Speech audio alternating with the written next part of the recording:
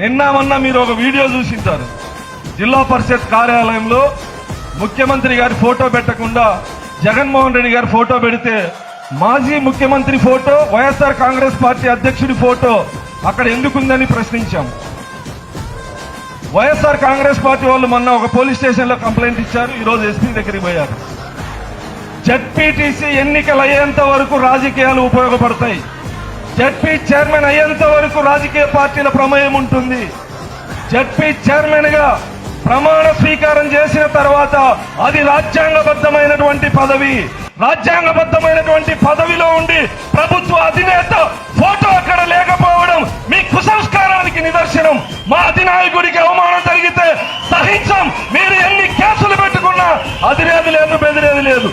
ఈ జిల్లాలో కురబలు కూలి పని చేసుకుంటూ కష్టపడి ఆత్మగౌరవంతో బతుకుతున్నటువంటి కులంలో పుట్టి భారతదేశ వ్యాప్తంగా ఆ కుల ఆత్మగౌరవాన్ని దెబ్బతీసినటువంటి ఒక మాజీ ఎంపీ ఈ రోజు పోలీసుల దగ్గర కంప్లైంట్ ఇస్తా ఉంటే కనీసం ఇంకిత జ్ఞానం ఉందని చెప్పి సందర్భంగా ప్రశ్నిస్తా ఉన్నా. బీసీ మహిళ ఏంది, ఎస్సీ మహిళ ఏంది, ఓసీ మహిళ ఏంది? రాజ్యాంగబద్ధమైనటువంటి పదవిలో ఉన్నటువంటి ఛాంబర్లేకి వెళ్లేటువంటి నైతిక హక్కు శాసనసభ్యులుగా మాకుందనేటువంటి ఇంకిత జ్ఞానాన్ని వాళ్ళకి ప్రసాదించాలని ఈ సందర్భంగా నేను ఆ దేవుణ్ణి కోరుకుంటా ఉన్నా.